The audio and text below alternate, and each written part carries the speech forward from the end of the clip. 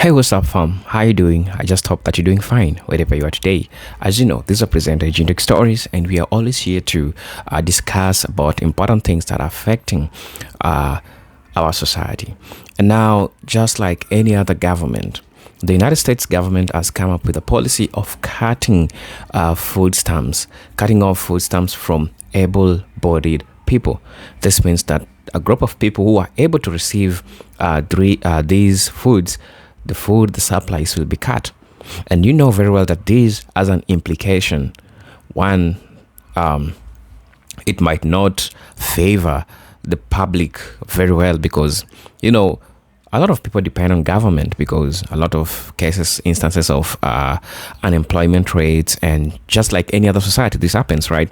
And food stamps help, curb these problems that people are facing, especially single parents, different people who depend on this, right? So cutting down food stamps will lead to implication, but still yet I don't want to say much because people are already complaining about this, and I want you to hear what the citizens from the United States, what are they saying, especially from Georgia, right? I want you to watch this video and then I'll be back. We'll discuss about this 1, 2, 3 things. And according to the research that I did, there could be a lot of implication that will come with this. But just before that, let's watch the video. I'll be back. Millions of Metro Atlantans are finding out they are no longer eligible for food stamps. The change affects Cobb, Gwinnett, and Hall counties. Channel 2 Sophia Choi is live in Cobb County. And Sophia, this involves able-bodied adults who are now required to go to work. Able-bodied adults who have no dependents. Now, this is where people can come to enroll in the food stamps program with the Department of Family and Children Services in Cobb County. And about 3,000 Cobb County residents who get those benefits are now under new requirements. We met Kiara Thomas applying for food stamps at the Cobb County DFACS office. She's got a child, but says those who don't have dependents still need help. I mean, not everybody can work, and it's not that easy to find a job nowadays. About 6,000 food stamp recipients in Metro Atlanta are now required to find work or get into a job training program after getting the benefit for 3 months. Those affected are adults who have no out there who's talking about this is what you voted for when you voted for a Republican because you're mad because they're cutting food stamps. I want to let you all know that I am glad that they are cutting food stamps for people who are able-bodied adults without a dependent. If you are an able-bodied adult without any dependents, why is it that you are receiving food stamps in the first place? Why is it that you cannot get up and go to work like everybody else since you are an able-bodied adult without dependents? I'm glad that they're cutting food stamps. Now, I am not someone who thinks that nobody should ever get government assistance. You have fallen on hard times.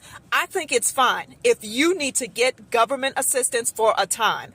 But I think there should be a limit to how much government assistance a person receives, especially if that person is an able-bodied adult. I've seen so many people abuse this system. If you are an able-bodied adult, the government is not the one who is responsible for you. You are the one who is responsible for yourself. It is up to you to take care of yourself. Now, if you need food stamps or you need government assistance for a time, maybe you fell on hard times, maybe you got laid off through no fault of your own, and you need government assistance for a time, that's fine. But it's a problem when you try to live on government assistance and make it a lifestyle. I shouldn't have to pay for an able-bodied adult. You should be able to get up, go to work, and pay for your... Single mother of 4 was disqualified from getting food stamps because she was caught selling food stamps. Now she's facing a felony and she don't know how she's going to feed her children. Let me explain.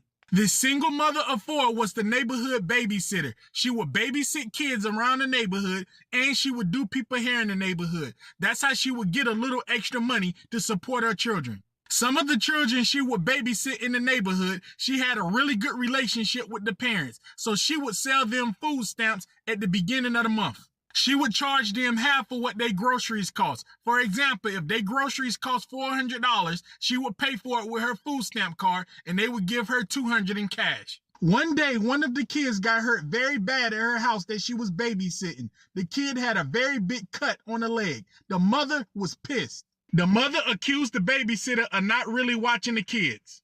The mother took her child from the babysitter house and never brought her child back.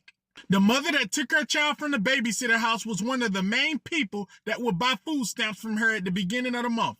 The following month, after she took her child away from the babysitter house, she called her at the beginning of the month to still buy food stamps as she usually do. The babysitter didn't like her anymore, so the babysitter said she wasn't selling her no more food stamps. The woman got very angry and reported her. She had all kind of receipts, text messages, everything. She didn't just report her and say she was selling food stamps. She also went to law enforcement and said she's running an illegal business in her home. When the lady told she was selling food stamps, she was under investigation. They found out she was selling food stamps and they disqualified her. This woman have 4 children by 3 different men. 2 of them is in prison. She don't have much support from the baby fathers. Her only means of income was babysitting, doing people hair, and selling food stamps at the beginning of the month. Now she's even forced to try and get a license to. And I'm sorry, especially when it comes to things like food stamps. Okay, so let's say that the dream case that Republicans have in their minds of some lazy parent who refuses to work is true. But that parent has children. You're really gonna take food stamps away from that family over your discomfort with a parent who refuses to work? Why should the children suffer the consequences of that? And when we consider how much money we waste every single year on corporate subsidies, the Defense Department, I mean, there's waste all around. But there's never any discussion about cutting defense spending, ever, ever. Year after year, they consistently increase defense spending. But when it comes to feeding our own children, when it comes to taking care of our fellow Americans, the so-called populist Republicans want to do away with it. I mean, it's just so incredibly gross. So my thoughts about them cutting food stamps. So I feel like, and I'm just gonna say it, the USA are basically some bullies, because at the end of the day, these food prices for anything are around $5 to $6. And if you are a person that was used to relying on food stamps, you're gonna have a harsh reality that food is expensive, especially when you have like 4 or 5 kids. One child, okay, you know, myself, like I don't have any children, it's just myself. I buy food or whatever. But I'm just saying, for the people that have like 5 and 6 kids, your bill is looking like $700. And who really got $700 to spend on food when this whole entire time, the only way you were getting your food supply was through food stamps? So God bless anybody out there, but I just feel like this world, especially the USA, is just messed up. Hopping in right quick, just want to make a quick little message for today. So today's message is all about food stamps, how they are changing the requirements for food stamps. They basically want people to work, I think it's 20 hours to 80 hours in a month. So basically like a part-time job. Say like if you got a job at Target or something, you working part-time, then you'll be eligible for your benefits. But I don't work for the building, but I'm just saying that's what they're trying to make the rule. But what about the people that don't work at all? I guess they just excluded off the list altogether. And I feel like it's really effed up, because I went outside just now and it's a cold front. It is cold. Back to school. I know people done had cookouts with their stamps. So I just feel like this world is going straight to HELL. Like taking someone's benefits, especially small kids, that's a lot to deal with. And then on top of it, benefits are not going to be available no more. If you get any type of food assistance, just know that your work requirements are going to go up. Guess why? The debt ceiling that they were just arguing about in Congress, somehow they allowed the Republican to be able to slither his agenda in the legislation, which affects you if you get food stamps. Why does it bother me so much? It bothers me because I used to get food stamps. And I remember as soon as those work requirements changed, guess what? I would work more, and guess what they would do? They would take my food stamps away. And guess what? It would put me further in a hole than I already was. And So essentially, the more you work, the less food stamps you get. The problem is we didn't make enough money to become self-sufficient. That's why we needed the food stamps in the first damn place. Excuse my language. I'm in my feelings about it. And that the reason why the people are receiving benefits, government assistance, subsidies, housing subsidies, they have to be on Medicaid and Medicare and, get food stamps is because of them. Why? Because they're not paying people enough. People are going to work 40 hours a week and they're still not making enough money. Receive any type of government assistance or subsidies like that. When they send you that paper to renew your benefits, they send you a voter registration form in that packet. Make sure you fill out that voter registration form. Everybody who receives government assistance should absolutely be voting. Everybody. Because what do? When they get to do what they want to do, they just bring you around. They don't even care what they do. They just tossing you around like an old dirty rag. You understand me? Right now, y'all need to pay attention and y'all need to make sure you guys are registered to vote and you need to make sure you're voting. Because at the end of the day, people don't want to be on welfare just to be on welfare. People are forced to be on welfare because they're not making enough money to become self-sufficient. The way that they got the system set up right now is just like a revolving door, like a cycle of poverty. They talk about they want you to get off of welfare and food stamps and become self-sufficient, but the legislation and the policies is not set up for it to happen that way. And start voting for people who's going to have your back and who's going to support you. And stop just voting for people just because people are telling you to. I don't care what color they are. Don't be just voting for people because they're black. Don't be just voting for people because they're a Democrat. Vote for people who will work hard for you and who will fight for you and help in the areas that you need help in. No way that if you are receiving any type of government subsidy that you should not be involved in politics. You should be immersed in politics because it affects your life. 42 million Americans are on food stamps, aka the SNAP program. Put in mind there are 331 million Americans in the country. This is very alarming. And this is not the sign of a healthy economy. More and more people are becoming dependent on the government. And as the inflation rips and food prices go up, more and more people are, relying on these benefits. Unfortunately, the federal government is cutting the extra benefits on the SNAP program starting in March.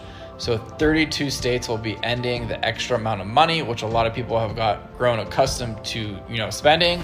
So people are gonna have a lot less money to buy the food to support their family. And a lot of people, this isn't for the unemployed, a lot of people are getting paid very low wages and they're using this to subsidize their existence right now.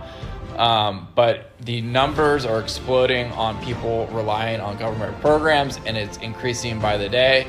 And it's just not the sign of a healthy economy. Hey, it's Joe from Georgia. So the government now, in saying the government, I'm going to say Donald Trump and his administration that's coming in, along with his civilians of Elon Musk and Vivek Ramaswamy, they're looking at where they can cut the budget. In one place, because to talk to another post, it was Social Security.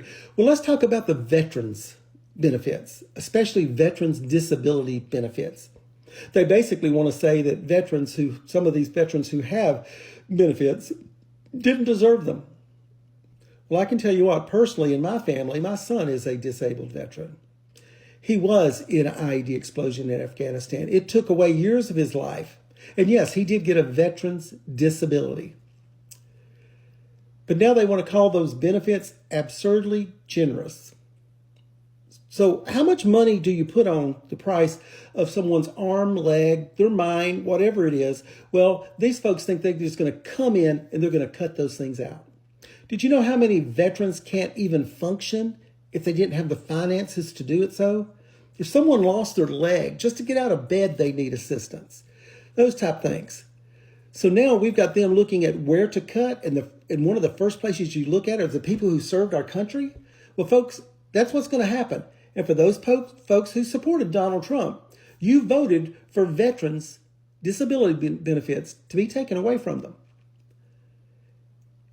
And when you look at what they're wanting to take away from, it doesn't even come close to the budget that they need to balance. So we're going to go ahead, once again, going to hit the Social Security, and then they're going to hit the next group of people who's going to be our veterans. Anyone who has served in the military, they've been injured in the service of their country, they have to be compensated. This administration coming up, they don't want to do that. Remember, Donald Trump is the one who said that veterans, basically, especially ones, suckers and losers, and what it was in for them. Well, now we're fixing to find out. So all the folks need to understand, when these veterans don't have a place to live, they don't have money for food and all that, it's because of who you voted for. So folks, we've got to make a lot of noise. They can't take away, they'll call it entitlements. It's things that we paid in for our entire lives in Social Security. And now they want to take helpless people who are on veterans' disability benefits and take their livelihoods away from them. Hey, welcome back, folks. I just hope that you're fine. Now, I did look at some implications that could come with the government trying to cut down the food stamps, because people are outraged. People are sad with the fact that these food stamps are being cut. And what does this mean? What does this mean to the government? Because Trump is just here to occupy the seat, and yet there's already changes, a lot of changes that are happening, and people are not happy with the fact that they are coupled. These changes are going to affect citizens, right? And there could be political implications of this, and the first political implication is polarization of public opinion. Yes, because one, supporters of cuts. We have advocates that argue that reducing food stamps benefits for ABAWDs will encourage employment and reduce dependency on government programs, resonating with fiscally conservative voters who favor reducing government spending. Government could see this as a way of making its citizens work for themselves, not to depend on the government. But I don't think everyone sees it in that way, because some people don't see it in that way. Although they're saying that it's for the able-bodied people only, but I don't think every citizen sees it in that way, because there are a lot of things to be considered before doing that. It's not just about able-bodied people, right? There are other factors. What about that single woman who is in the house who have a couple of children to take care of, right? Maybe there's still unemployment rates, in as much as people want the citizens to be independent away from the government, right? We also have other group of critics of cuts. Opponents argue that this move is punitive, particularly as many participants many recipients face systemic barriers to employment. This risks alienate low income and progressive voters who view SNAP as a viral safety net, right? Because there are a couple of factors that we also need to consider. We can't just jump into conclusion that we need to cut food stamps for people who are able-bodied, but there are systemic issues that are happening in the United States that I feel like people need to put into the consideration. But of course, I know sometimes these cannot happen easily, because it's always against the American system. In what it decides, that's what's gonna work, right? So there are a couple of factors that could be considered just before jumping right into the decision that they're trying to make. There could be impact on elections, right? Cutting SNAP benefit might energize opposition from affecting groups and activities. This issue could become focal point for campaigns, particularly in areas where many voters rely on these benefits, because probably the previous government had this in hand, but when the government is changing, people are being cut the food stamps, right? And you can see people trying to complain about the Trump government because it's trying to cut off this. It's trying to cut off this because, of course, there will be opponents of this who won't agree with what the policies that the new government is trying to bring to its citizens.